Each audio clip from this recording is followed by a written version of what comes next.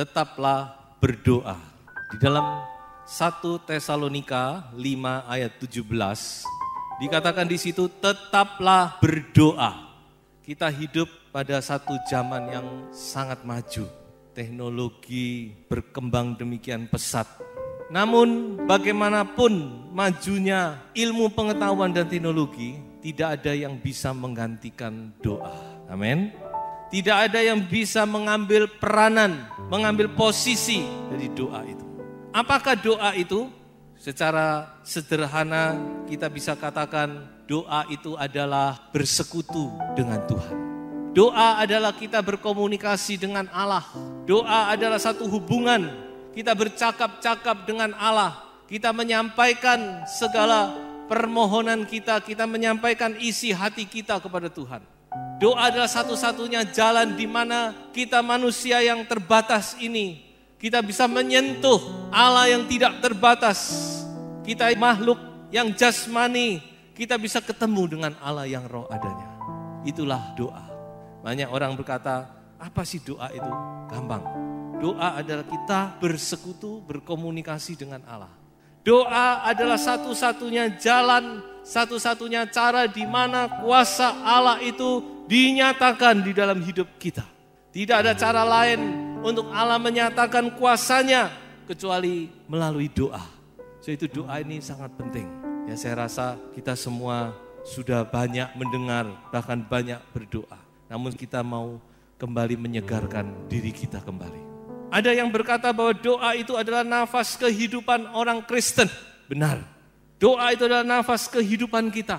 Sama seperti kita menghirup nafas.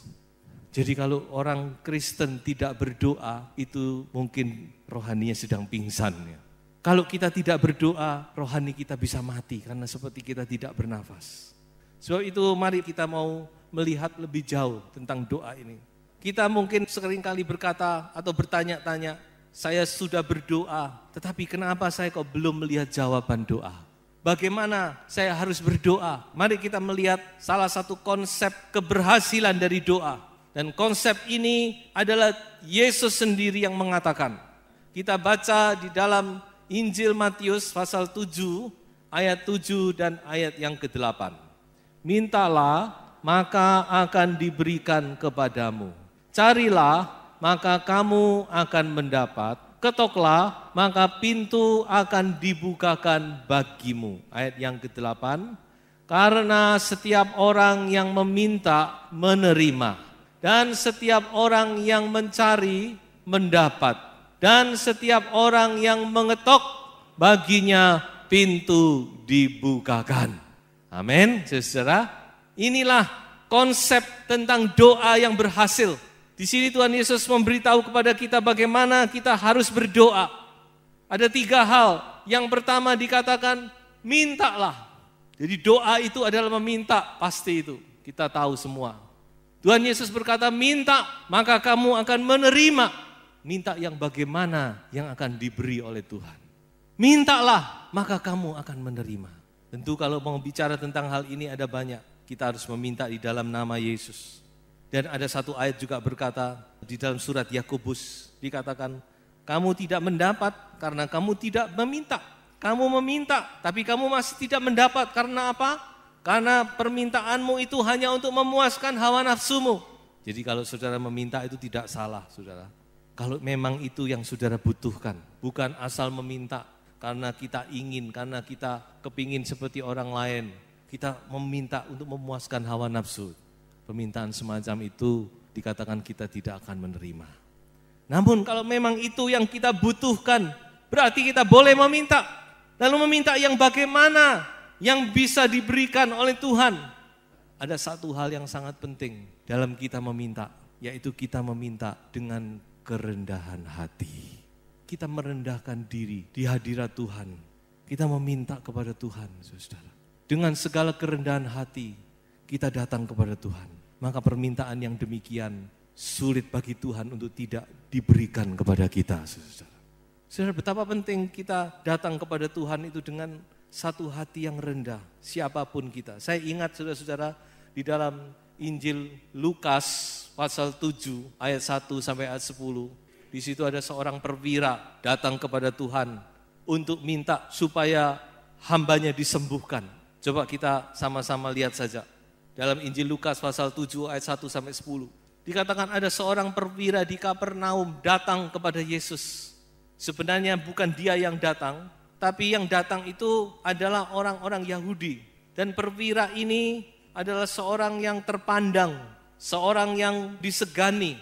Sehingga orang-orang Yahudi, tokoh-tokoh Yahudi itu datang kepada Yesus. Mereka yang meminta kepada Yesus.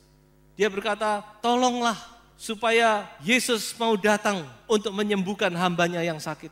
Mereka berkata bahwa dia layak untuk ditolong. Saudara perhatikan ayat yang kelima.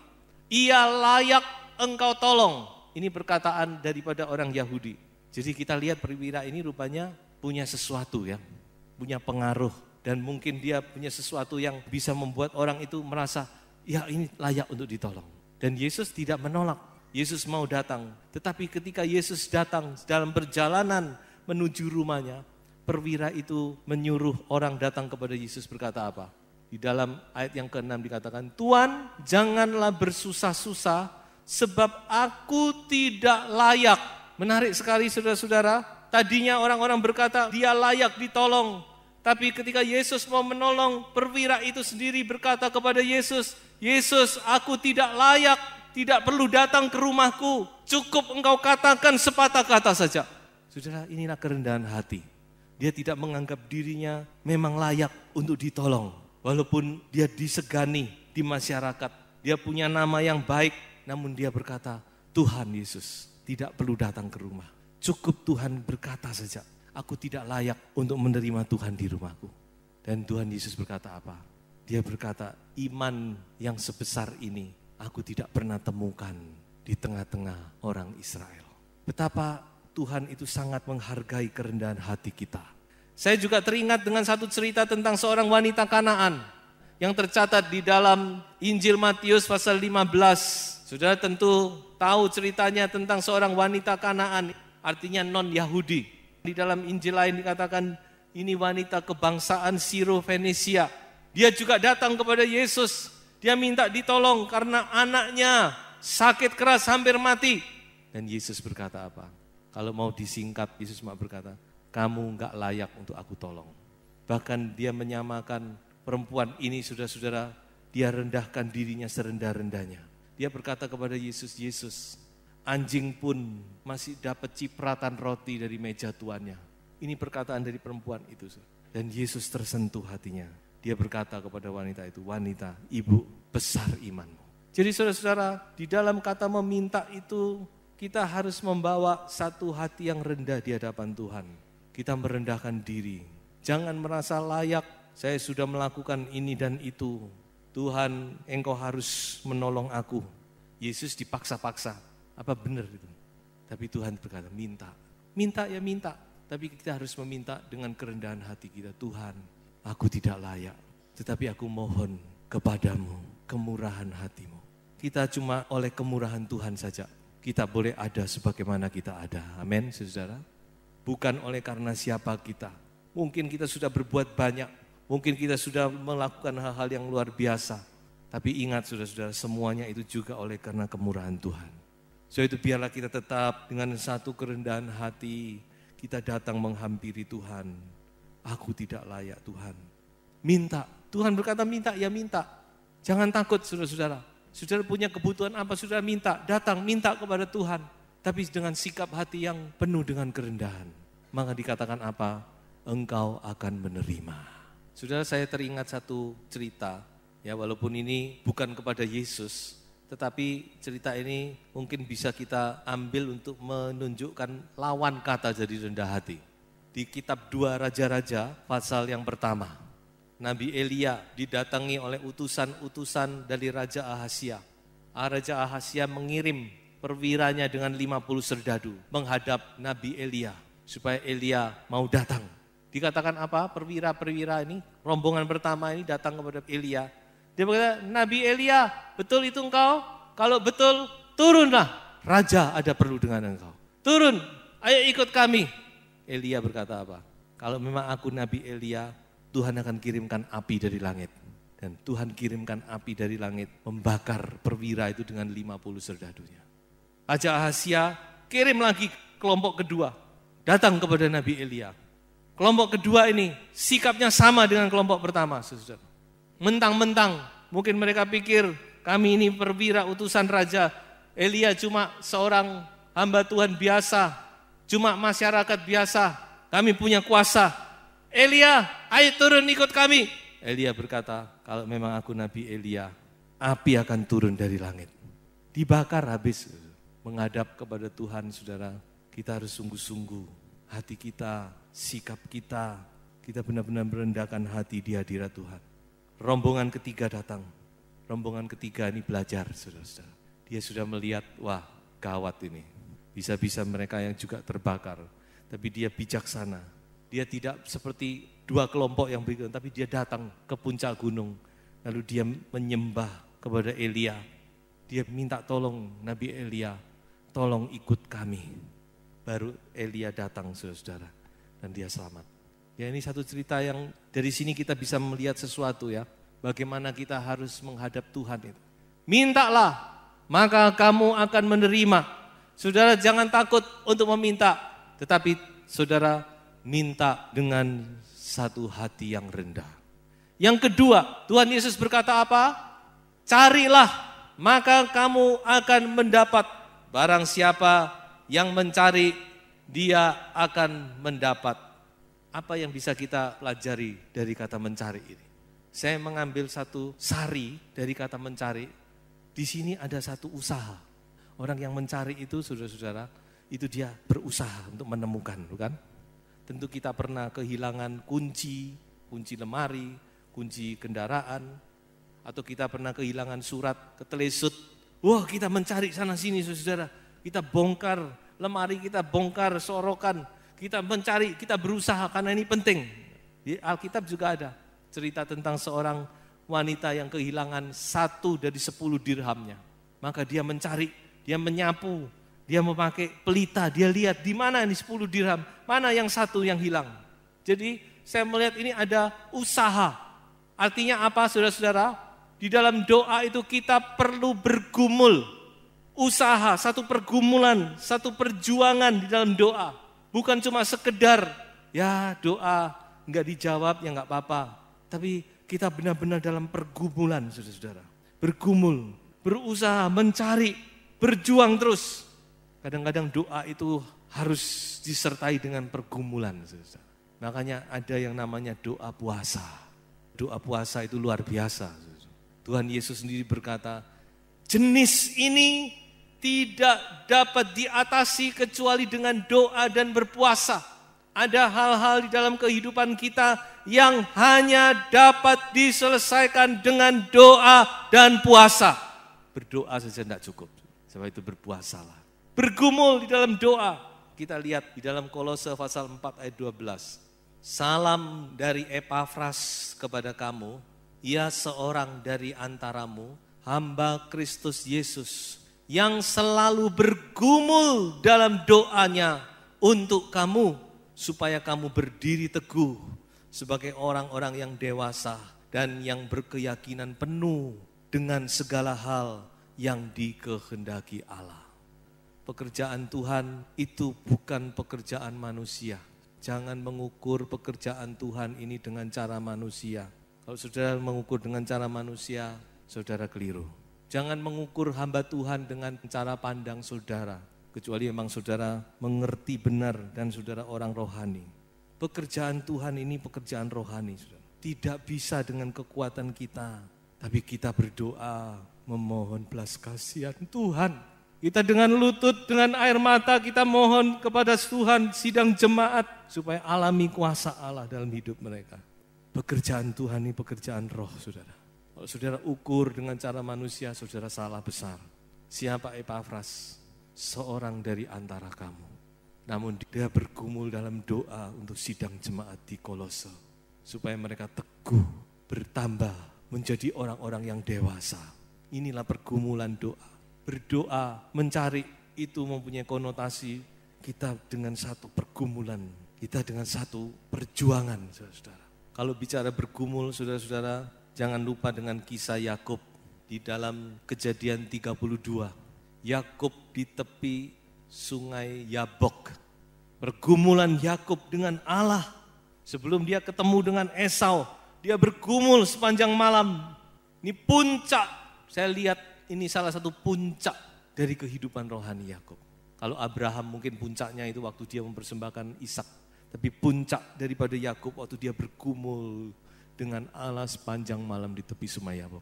Dan dia berkata kepada Tuhan, aku tidak akan melepaskan engkau kalau engkau tidak memberkati aku. Aku tidak melepaskan engkau Tuhan sampai engkau menyatakan berkat-Mu kepadaku. Dan Tuhan bohwat, saudara. Bohwat itu artinya tidak berdaya. Karena yang satu ini dia tidak berdaya. Memang Yakub punya banyak kelemahan, saudara. Tapi salah satu kelebihannya, kalau dia sudah mencengkram, dia tidak akan lepaskan itu. Ya, waktu lahir aja dia gandoli tumitnya Esau. Di sini dia gandoli Tuhan, dia pegang Tuhan erat-erat. Dia tidak lepaskan, dia bilang, Tuhan kalau tidak memberkati aku malam ini, tidak menjamah aku tidak akan lepaskan engkau. Sepanjang malam dia bergumul. Dan akhirnya Tuhan oke. Dia berkati Yakub dan Yakub berubah. Malam itu bukan lagi Yakub sang penipu, tetapi dia menjadi Israel, pangeran Allah. Pergumulan. Kata bergumul ini dalam bahasa Ibrani namanya abak. Makanya ada kitab Habakuk. Nama Habakuk itu artinya bergumul dengan Allah. Wrestle with God. Bergumul dengan Allah. Makanya kalau saudara membaca kitab Habakuk, itu saudara membaca pergumulan manusia dengan Allah. Bagaimana Habakuk bertanya, Allah menjawab. Habakuk bertanya lagi. Bukan tanya, mungkin dapat dikatakan komplain ya. Tapi Allah menjawab lagi dan terakhir Habakuk berkata, dia menyerah. Dia berkata, apapun yang terjadi aku akan tetap bersuka cita. Itu pergumulan Habakuk. Sudah baca kitab Habakuk. Jadi dalam kehidupan kita kadang-kadang kita perlu bergumul. Itulah yang dikatakan mencari. Kalau kita mencari, kita akan mendapat. Itu yang dikatakan. Yang ketiga, dikatakan apa? Ketoklah pintu, maka pintu akan dibukakan bagimu. Mengetok, Tuhan berkata, dibukakan. Apa yang kita bisa tangkap dari kata mengetok ini? Saudara pernah mengetok pintu? Pintu kamar anak saudara? Atau pintu tetangga? Atau pintu kantor bos? Apa yang kita lihat dari kata mengetok?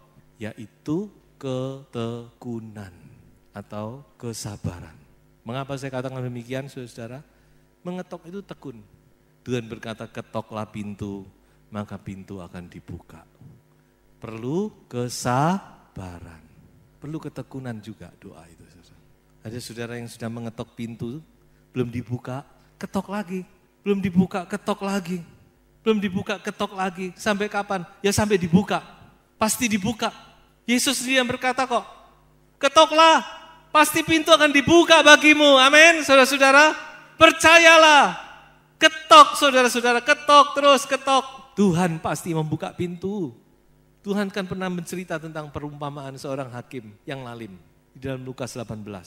Seorang janda datang, Pak Hakim tolong bela saya. Besok dia datang lagi, Pak Hakim tolong bela saya begini. Maaf Bu ya, saya masih repot. Ditinggal. Datang lagi besok, beritahu kalau saya nggak ada. Ngomong sama pembantunya. Besok datang lagi. Lama-lama hakim ini pusing juga dia, saudara. Tiap hari perempuan itu dengan datang terus pikir. Lama-lama dia berpikir, kalau aku nggak tolong, aku sendiri yang kewalahan, aku sendiri yang kerepotan ini. Sudah, sini. Apa sih masalahmu? Dia tolong akhirnya, saudara. Hakim yang lalim. Tuhan kita adalah Bapak yang baik. Amin, saudara. Dia Bapak yang baik. Ini hakim yang lalim sejak dia bisa menolong. Karena terus pintunya diketok. Apalagi Tuhan. Kalau kita mau sabar mengetok pintu, kita mau tekun di dalam doa, saudara. pasti pintu akan dibuka. Di dalam 1 Raja-Raja pasal 18 tentang Elia, dikatakan Elia itu manusia biasa sama seperti kita. Namun ketika dia berdoa supaya hujan tidak turun, hujan tidak turun. Ketika dia berdoa supaya hujan turun, hujan turun. Lalu saudara gampang enak ya Elia. Siapa bilang saudara? Firman Tuhan berkata waktu Elia minta hujan diturunkan, dia berdoa jengking kepalanya di antara dua lututnya. Firman Tuhan berkata kepalanya di antara dua lututnya. Dia berdoa sungguh-sungguh. Satu kali dia berkata kepada bujangnya, coba lihat ada awan aja, ada enggak di langit? Bujangnya bilang enggak ada apa-apa Pak Elia. Oke, dia doa lagi saudara. Coba lihat lagi, enggak ada apa-apa langit terang benderang. Dia doa lagi sampai 7 kali bujangnya ngomong, loh Pak Elia kok sepertinya ada awan sebesar telapak tangan. Dan dia tahu Allah sudah mendengar doanya. Tekun saudara. Yesus berkata, Bapak kita bukan tipe orang yang suka mempersulit kita. Yang suka mengolor-olor waktu, tidak saudara. Kalau waktunya memang tiba, Dia akan mendengar dan menjawab doa kita. Ya, yang penting kita tekun. Nah inilah yang dikatakan mengetok, maka pintu akan dibuka bagimu. Meminta, kamu akan menerima. Mencari, kamu akan mendapat. Mengetok, pintu akan dibuka bagimu. Tuhan sendiri yang berkata dengan satu kepastian. Sebab itu mari, apapun keadaan kita, apapun yang menjadi pergumulan doa saudara, jangan saudara berhenti, tetaplah berdoa. Berdoa sampai engkau menerima jawaban dari Tuhan. Saya akan tutup dengan satu ayat di dalam Yeremia pasal 29 ayat 12 dan 13. Dan apabila kamu berseru dan datang untuk berdoa kepadaku, maka aku akan mendengarkan kamu. Ayat 13. Apabila kamu mencari aku, kamu akan menemukan aku. Apabila kamu menanyakan aku dengan segenap hati, ayat 14, aku akan memberi kamu menemukan aku. Demikianlah firman Tuhan. Dan aku akan memulihkan keadaanmu. Dan seterusnya. Inilah jaminan Tuhan. Kita mencari, mendapat. Minta, menerima. Dan mengetok pintu. Pintu akan dibukakan bagi kita. Tuhan memberkati saudara semua.